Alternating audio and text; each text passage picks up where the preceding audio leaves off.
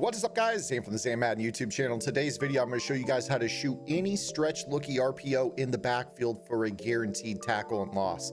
But before we get into the video, please do me a favor, hit that subscribe button. Also, make sure you guys take the time to hit that notification bell so you don't miss any of the uploads coming your way here on the Madden YouTube channel. If you guys want to take your game to the next level in Madden 21, check out my strategy site, gridirongameplans.gg. Gridiron Game Plans is your one-stop source for all things competitive Madden. Every week in our Vault update, we take a look at the meta, or the most effective tactics available being used by pro players on the MCS circuit, breaking down not only how and why the pros do what they do, but most importantly, how you can counter those metas when you face them in online gameplay. On top of that, your subscription also includes any and every offensive and defensive game plan released on the website while your subscription is active. And I just released my 2-hour plus long first installment of my spread offensive game plan just yesterday, with breakdowns out of the gun spread halfback weak, the gun tight slot open, the gun doubles Y flex offset, and the spread flex. And that is just my first installment. I've got ace personnel, doubles personnel, and 3x1 coming very, very soon on the website. You guys can also get my 2-4-5 defensive game plan, which was just released last month and is all the rage right now. All right, guys, enough of that. Let's get into today's video. We're going to show you how to shoot any stretch RPO looky type run, whether it's a bubble or a looky. Stretch RPOs in the backfield for a guaranteed tackle and loss. So what we're going to do here is do this out of the nickel 3-3-5, which is what I've spent the majority of my year in. I adjust like crazy out of this formation up until I switch to the 2-4-5. If you guys want the 2-4-5 and the 3-3-5 normal in the same defensive playbook, you guys can run the 3-4 defense. Now, what we're going to do here with this particular play is we are going to call the cover 4 drop, and we are going to flip it so that the nickel corner is on the side of the field as the twin tight end look. So it's pretty simple. Now what we're going to do here is your user is going to be this middle player. So if you can get a player that is fast, has good tackling ability, good hit power, if you guys are some of those players out there that like to use the deflator ability, there's rumors out there that is causing a lot of fumbles right now. This is a great candidate for this particular spot because you're going to be able to shoot through the gaps and make a tackle for loss. Now, the best part about this is that you're going to be able to shoot this and you're going to be pass committing on this play. So let's go ahead and take the field here. All we're going to do with this is pinch our defense. That's going to be right bumper, R1 on PlayStation, and you're going to flick the left analog stick down. That's going to press your coverage, pinch your defensive line, and pinch your linebackers. Then from there, one more adjustment is needed. We are going to crash our defensive line inside. I know this is a stretch run, but it's going to make sense as to why we want to do that. Now, last but not least, we are going to go ahead and pass commit. To pass commit, all you have to do is hit right bumper and flick the right analog stick up. Now, what's going to happen here with this play is when they run the ball, because we have these 3 players in the middle crashing down, that's going to eat up basically everyone on the offensive line, while the tight ends and the fullback are looking to block to the outside. Now, when we pass commit, what's going to happen is this is going to suck this guy out, and obviously drop these guys back. So they all start to drop into their pass assignments, which makes the targeting of the fullback and the 2 tight ends all that more difficult. They have to run a further distance to reach. Now you factor in that everybody on the outside is dropping back into the right and everybody in the middle is crashing down. This is going to open up a pretty big gap for us to shoot. So let me go ahead and respot the ball here, and we will go through the setup again and we'll actually show it in action. So again, you're going to pinch the defense, you're going to crash the defensive line inside, and you are going to pass commit. Your user is right here. I like to back him up maybe a half step. Ball snapped, you're going to be able to fly in through and make that tackle for a loss very, very easily. So this is really the easiest defense in the world. This is something I've been running all year. Anybody who's been on Gridiron Game Plans has known how to stop this particular concept all year long. You can blitz your user. That way, if you are wondering if it might be a pass play, at least you'll have a little bit more mobility. That doesn't affect the block targeting at all. You should still be able to fly in and make that tackle in the backfield. Now, the one drawback to actually blitzing your user is that when you actually run the ball and your user is blitzed, the player is going to take an auto step to the left. So you can kind of curb that by kind of offsetting your user to the run side just a little bit. So that way his blitz angle goes where you need it to go. But again, you are still pass committing on this. Now you notice that when you do that and you blitz your user, sometimes they will end up with the center being able to reach you. So be careful with this. Obviously here, you don't want that center getting his body on you. But you do want this blitz angle to the right if at all possible, because that's going to allow you to do this and get to the outside.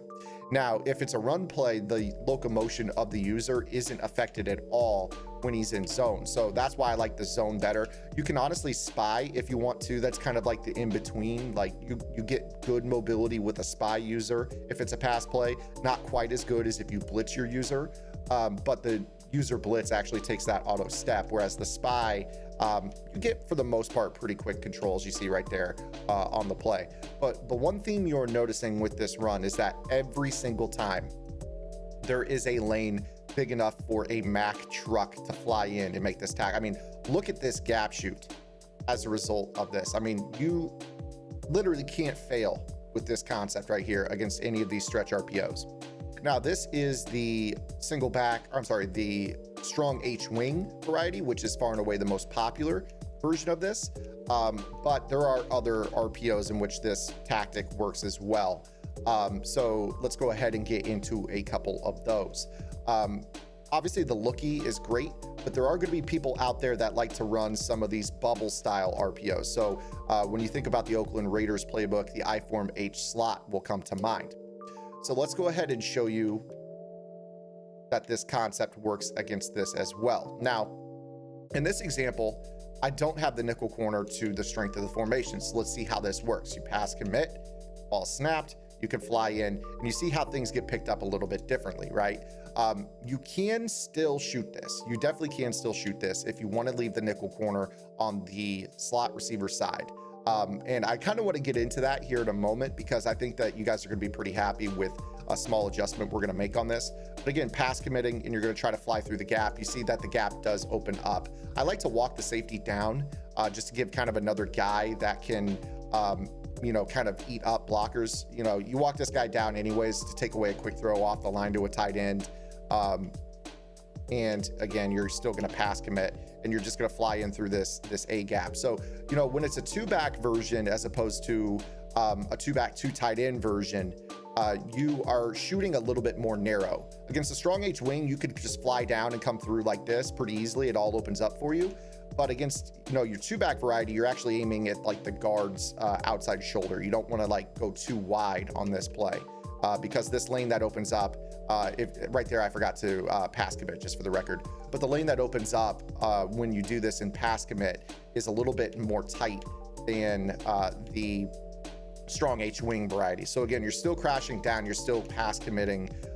You can walk this guy down, but when this opens up, you're going to fly in through the A gap instead of, you know, having that giant hole that you can't miss against some of the heavier varieties. So again, here as we kind of take a look at this, you see that the hole that opens up is it is the outside shoulder of the tackle, but you should still be able to fly in and make this tackle for a loss very, very easily. So now, what about the bubble screen? This is where it gets really interesting to me. If you guys want to pick off the bubble screens, it is very, very simple. All you're going to do with this is you're going to go in your coaching adjustments, and you're going to set those curl flats to 0.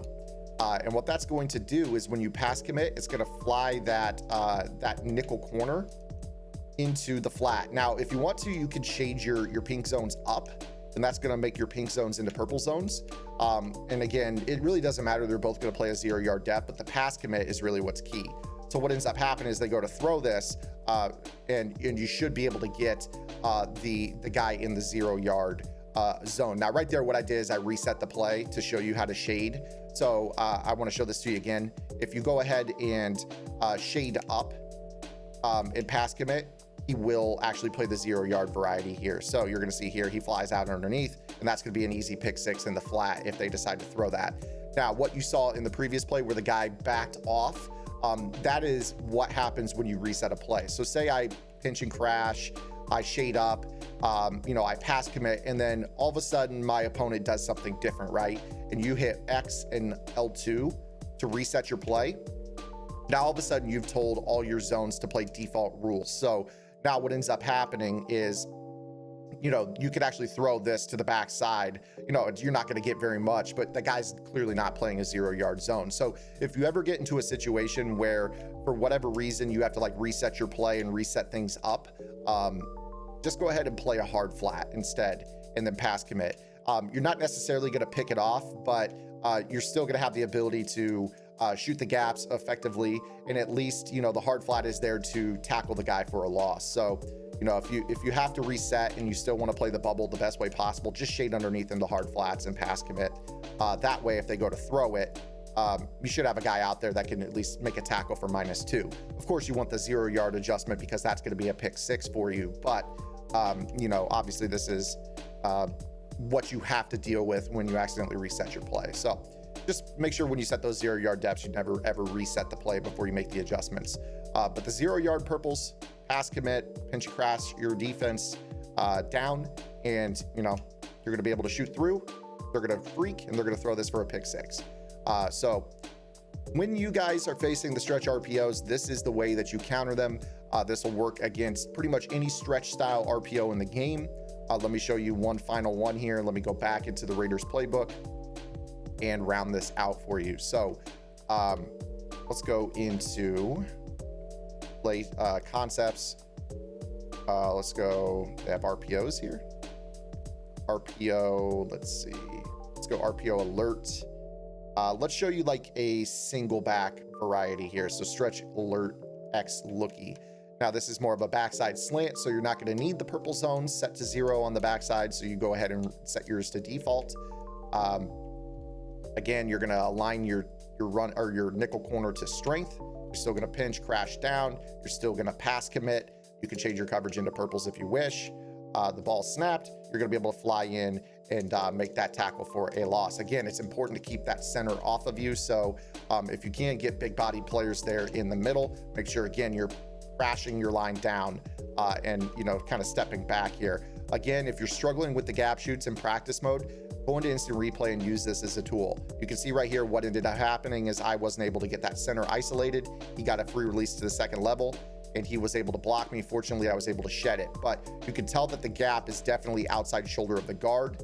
So if you can stay, you know, maybe outside shoulder of the center to the run side, that'll make his reach block all that more difficult. So you kind of offset maybe just a little bit, pass commit, ball is snapped, you should be able to fly in, and there you go. We're right back in business with your gap shoot. So it's the small things that make a major difference when you are learning how to gap shoot.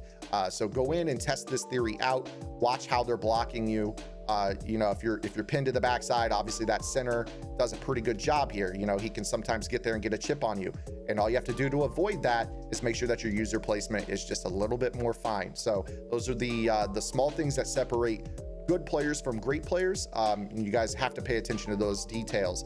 You know, just, you know, moving that player over a click or two to this completely changes how this defense looks as a whole. So there it is, guys. That's today's video, how to shoot any stretch RPO in the backfield for a guaranteed tackle and loss. Added in the bit about picking off any of the little bubble screens to the backside. Hopefully you guys enjoyed it. If you did, make sure you guys give it a thumbs up. If you have any questions, comments, concerns, or complaints, be sure to drop those below. Subscribe to the YouTube channel. And if you like this tip, you guys can find my entire 3-3-5 defense, not only in game plan form, but also throughout the last fall and the last, you know, in general, 6 months. I've been doing lots of updates on the website out of 3-3-5 normal, in addition to the 2-4-5 defensive game plan that I just dropped on the website in late February. So go check it out. If you don't, we'll see you guys right back here with our next video. Until then, this is Zan. Get the lab and good luck.